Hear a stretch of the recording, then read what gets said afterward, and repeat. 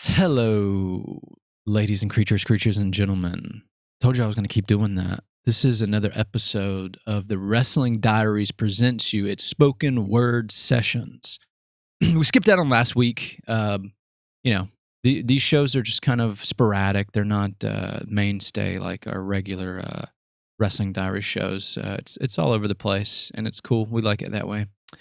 As always, this is the podcast show for the average Joe. If you have not checked us out, check us out on Apple Podcast and Spotify and Google Podcast and the other hosts that do podcasts for the audio streaming platforms or podcasts. You can listen to our show, follow us, like and comment and all that stuff. Also, our video is on YouTube. So, follow, like, subscribe, all that jazz, tell people about us and check it out. Also, when we do the spoken word stuff, I have an open invitation for people to send me in, and they can send in I had somebody mail me a letter the other day. Legitimately, this girl mailed me a letter that had a poem written on it. At some point, I'll have to feature it on the show. And so if you would like to do that, send it in, send me a message on Facebook or on our business page or on our YouTube or just wherever. If you would like me to read off any piece of literature that you have, poems, short stories, or just an experience from life that's funny, weird, sad, dramatic, or exciting.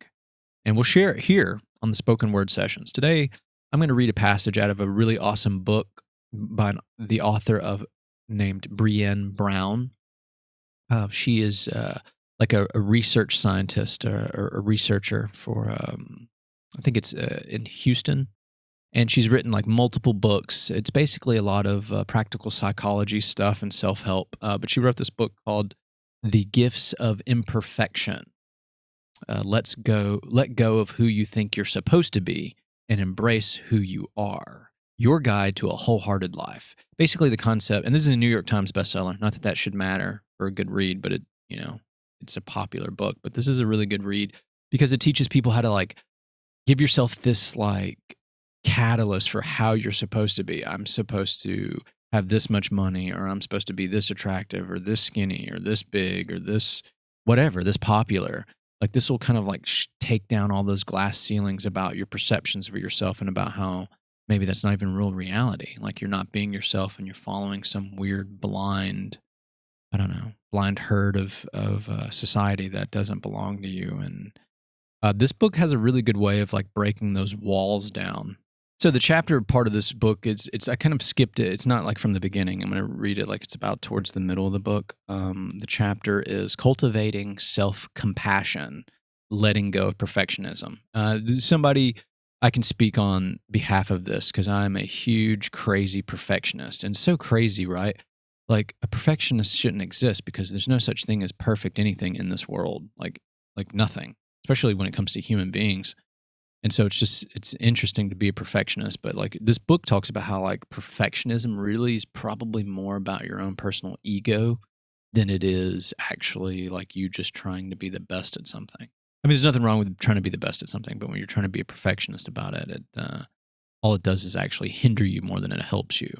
And I think this book and this chapter particularly kind of lays the foundation for that in a very stomachable way for people to kind of digest. So anyways, this is, like I said, Cultivating Self-Compassion, Letting Go of Perfectionism. And this is a quote by Anne Quindlen, which starts out this chapter. It says, "The thing that is really hard and really amazing is giving up on being perfect and beginning the work of becoming yourself." That's by Anna Quindlen, whoever that is, I'm not sure. One of the best parts of my work is receiving letters and emails from readers. In early 2009, I received my 1,000th email from a reader of I Thought It Was Just Me. That's another book that Brienne did. I Thought It Was Just Me. It's another popular title. You should check it out. To celebrate, I decided to facilitate an 8-week read-along of the book on my blog. I called it the Shameless Joyful Read-Along. Basically, the read-along was a web-based book club. We covered one chapter per week, and I offered podcast discussions and creative art exercises along the way. The read-along is now my blog. and people still use it. Reading through the book with a group of friends is so much more powerful. Just before the read-along started, I received an email that said, "I love the idea of a read-along. I don't think I have shame issues, but if you ever do something on perfectionism, I'll be the first in line." Her sign-off was followed by a short little sentence that read, "P.S. Shame and perfectionism aren't related, are they?" I emailed her back and explained the relationship between shame and perfectionism. Perfectionism exists. Shame is always lurking. In fact, shame is the birthplace of perfectionism. I loved her response. You might want to talk about that before we start the read-along. My friends and I know that we struggle with perfectionism, but we don't claim shame. We don't claim shame. You can't believe how many times I've heard that. I know shame is a daunting word. The problem is that when we don't claim shame, it claims us. And one of the ways it sneaks into our lives is through perfectionism. As a recovering perfectionist, it's pretty funny, as a recovering perfectionist and an aspiring good enoughiст, I've found it extremely helpful to bust some of the myths about perfectionism so that we can develop a definition that accurately captures what it is and what it does to our lives. Perfectionism is not the same thing as striving to be your best. Perfectionism is not about healthy achievement and growth. Perfectionism is the belief that if we live perfect, look perfect, and act perfect, we can minimize or avoid the pain of blame, judgment, and shame. It's a shield. Perfectionism is a 20-ton shield that we lug around thinking it will protect us, when in fact, it's the thing that's really preventing us from taking flight. Perfectionism is not self-improvement. Perfectionism is, at its core, about trying to earn approval and acceptance.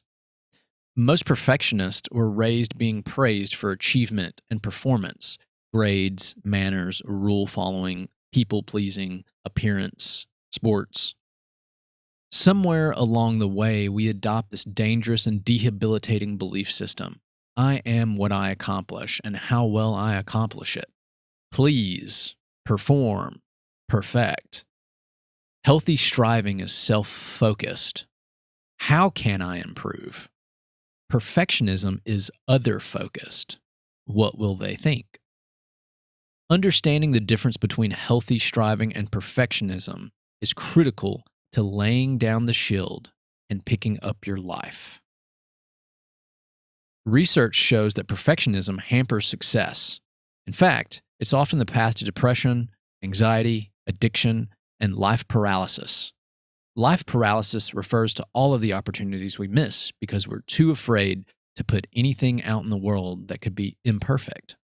It's also all of the dreams that we don't follow because of our deep fear of failing, making mistakes, and disappointing others. It's terrifying to risk when you're a perfectionist. Your self-worth is on the line. I put these 3 insights together to craft a definition of perfectionism because you know how much I love to get words wrapped around my struggles. It's long, but man, has it helped me. It's also the most requested definition on my blog. Perfectionism. Perfectionism is a self-destructive and addictive belief system that fuels the primary thought. If I look perfect, live perfectly, and do everything perfectly, I can avoid or minimize the painful feelings of shame, judgment, and blame. Perfectionism is self-destructive, simply because there is no such thing as perfect. Perfection is an unattainable goal. Additionally, perfectionism is more about perception. We want to be perceived as perfect. Again, this is unattainable. There's no way to control perception, regardless of how much time and energy we spend trying. Perfectionism is addictive because when we invariably do experience shame, judgment, and blame, we often believe it's because we weren't perfect enough. So rather than questioning the faulty logic of perfectionism, we become even more entrenched in our quest to live, look, and do everything just right. Feeling shamed, judged, and blamed, and the fear of these feelings are realities of the human experience. Perfectionism actually increases the odds that we'll experience these painful emotions and often leads to self-blame.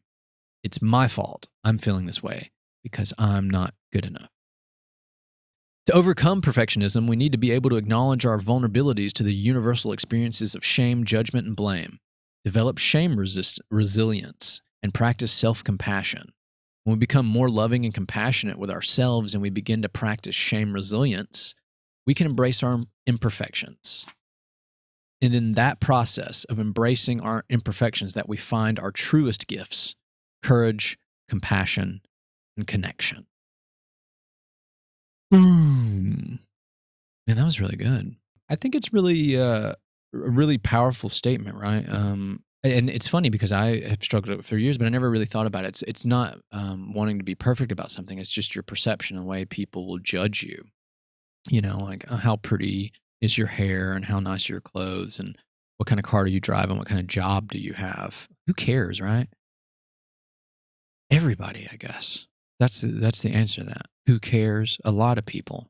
More people that should, instead of people just... This is why people that are very airheaded, I'm very envious of, right? They walk around and they're ditzy and they're airheaded, but they don't have this like standard that they're trying to live up to. They're just unapologetically, even hilariously themselves. And I almost feel like those people, if they put their minds to very aspiring goals, end up reaching the summits a lot more than all these other people that are too busy wrapped around trying to do everything by tooth and nail. Sometimes you just got to get out there and do stuff, right? Anyways, anybody that has listened to this, if you're more interested in what I just read, it's The Gifts of Imperfection by Brené Brown. She's a very, very awesome author. She's very just prolific writer too. Her work is very, very good. It's very real. Like when you're reading her book, I don't feel like it's someone who's talking down to me. I feel like it's someone who's talking on eye level with me, and that's what's really good about her literature. So if you want to check it out, check it out. The Gifts of Imperfection. It's a really good book. If you struggle with trying to be perfect and want everything to be all hunky-dory, then I feel like that's a book for you. And I feel like that's probably like, I don't know, 80% of the people out there. So yeah, check it out. This was another episode of the Spoken Word Sessions. If you have any other questions, I'm going to put links to Brienne's work in this post. And so you can find out more information or get her material or go check her blog out. And I think she might host a podcast, or she's been on podcasts, I think is what it is. But yeah, check it out, man. And let me know what you thought of it. You can leave comments. I mean, do you struggle with being perfect? Do you struggle with perception of people? You worried about what people think about you? Even if you say no, I feel like there's a lot of people that do. I know so many people, probably the majority of the people that I know, are always worried about what people are going to think or say or wonder. And stuff like this is stuff that people should know. And like you should really think about it, and maybe you can form a better opinion about yourself and your life and your direction. So anyways, as always, check us out on YouTube here to watch the videos. Subscribe, like, comment, hit the notification for more content. We've got some interesting stuff coming up in the future, some great guests on the Wrestling Diaries, and some more spoken word sessions for people that are enjoying this. Check us out on the audio streams at Spotify and Apple Podcasts and all the other ones. As always, I ask you, what are you wrestling with, right? And how can you beat it? One love.